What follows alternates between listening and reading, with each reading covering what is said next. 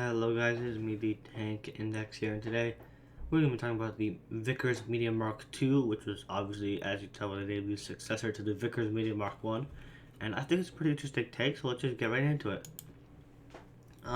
Just like the Mark I, the Mark II had a 5-man crew, a commander, gunner, and loader would be in the turret, continuing the success of the 3-man turret as seen in the Mark I. Then there would be a driver, as well as a mechanic/machine gunner, and a weight of 12 tons with a 47mm 3-pounder gun, 2 Vickers machine guns, and 4 Hotchkiss guns in the turret, one of which being in a slope back where it could serve an AA role.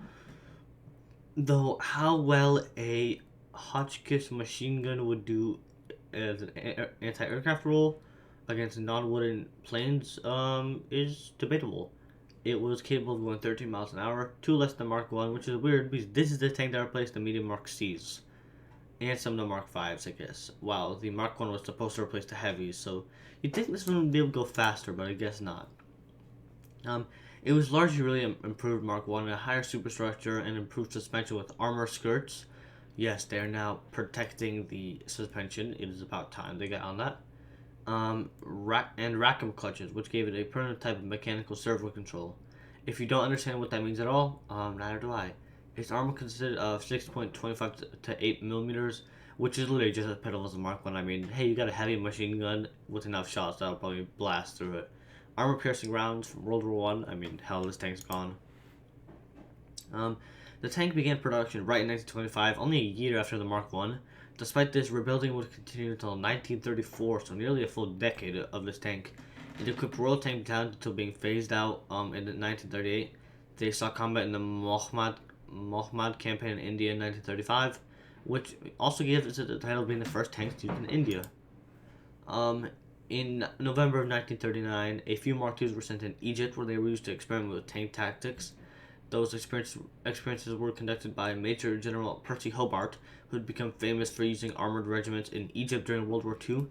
The tanks were supposedly phased out by the time Italy attacked in 1940, though that's not truly the case, because when the British began preparing for an Italian invasion in 1940, some of these outdated vehicles were supposedly reactivated, though none in mobile positions. One was definitely dug in as an armored pillbox in the defenses at Mer-Samatru, despite none supposedly being used in the 1942 documentary Wavell's 30,000. Tanks that look quite a bit like the medium Mark II show up fighting Italians from the timestamp 3528 to 3537. So some were probably used in emergency situations when they lacked modern tanks. Though how effective they would be even against Italian tanks is questionable. While 100 of these originals were built, 56 were soon turned into the Mark II Star standard. Here they had the Hotchkiss guns removed for a coaxial Vickers gun, and the command post shifted further back because in the original version, the commander could literally be hit in the gut by used casings from the gun, which is not a good thing. In 1930, 30 vehicles were rebuilt as the Mark II-A. These had minor changes such as an electrical ventilator fan on the left side to definitely help with the engine fumes. In 1932, the remaining 44 normal Mark IIs were changed to the Mark II Star standard, also adding a wireless set in the back, which did raise the weight somehow. However, a radio was definitely a massive improvement. 22As would later be changed to the Mark II Star standard as the Mark II A Star, so you can see that the nomenclature is getting pretty confusing. When 5 tanks were sent to Egypt in 1928, they were modified to handle the heat and called the medium Mark II Tropical. Though I'm not sure if I would call Egypt tropical. 15 or 16 Mark IIs were bought by the USSR in 1931, nicknamed the English Workman. About half a dozen of these were found without guns or engines by the Finnish in the autumn of 1941 near Vittel during the Continuation War. Likely just used out of desperation, to be honest, and I don't know why that cut out there. Later, some tanks were changed to the Mark II-A CS model, or close-to-port vehicles, having a 15-pounder 3.7-inch howitzer, as well as smoke covers and some HE shells. They were evenly spread among the company headquarters with 2 at each, which these were actually would probably be pretty effective as a close combat role. There was a one-off design called the Mark D, built for the Irish Free State and delivered in 1929, and a much more powerful water-cooled Sunbeam petrol engine along with a 6-pounder gun and up to 4 Vickers guns, but it was scrapped in 1940. In 1921, 4 tanks were built for Australia with an additional Vickers gun as well as a coaxial machine gun. An unsuccessful attempt at converting the Mark II into a bridge carrier failed, but 2 tanks were built for the Indian government.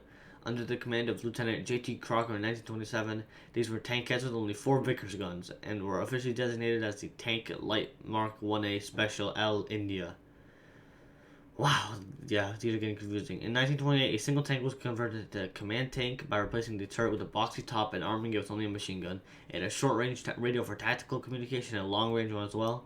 The box was first used by a battalion commander and from 1931 on by a brigade commander. In 1931, another command tank was also built for the tank grenade, this time with a fixed turret and a dummy gun. Budget cuts, maybe? Now into the Birch Gun. While technically there were SPGs in World War One as the gun carrier Mark I models, and I guess some, well no, Shimano would be more of an assault gun, none were actually meant to be fired on the move. They were meant to carry artillery and then stop and then fire from there. But these, technically the first self-propelled gun meant to be fired while on the move instead of moving to location, stopping, firing, and then moving after, happened in 1925. Built at the Royal Arsenal in Woolwich, it was essentially a Mark II chassis fitted with an 18-pounder 83mm gun, weighing about 13 tons with 6mm of armor. It could go 28 miles an hour and an operational range of 120 miles. I don't know why I said millimeters. This is very impressive for its time, honestly. It was named after the head of ordnance at the time, Noel Birch, and it was used for maneuvers as a part of the Experimental Mechanized Force in 1928, which will be its own video. By 1931, it was taken out of service mainly due to political pressure. Having 3 variants, it was more than adequate for its time, honestly, and quite an excellent design.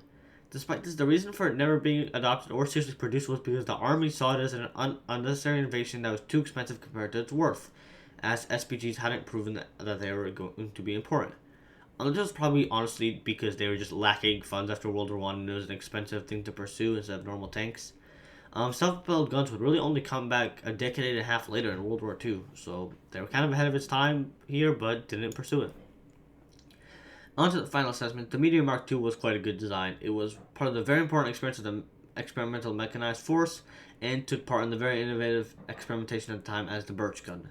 For the time, the Meteor Mark II was very good and effective design, easily far better than any other when it entered service. Perhaps. Well, to be fair though, in the 1920s, the only other competition it had was the Renault NC, which was a variation of a World War I design, so it shouldn't be bragging too much. Unfortunately, by the Second World War, these were totally obsolete and only got to shine against insurgencies in the colonies. So yeah, I would have liked to see these things in combat, but that would need an earlier World War II, and who knows how many things that would change.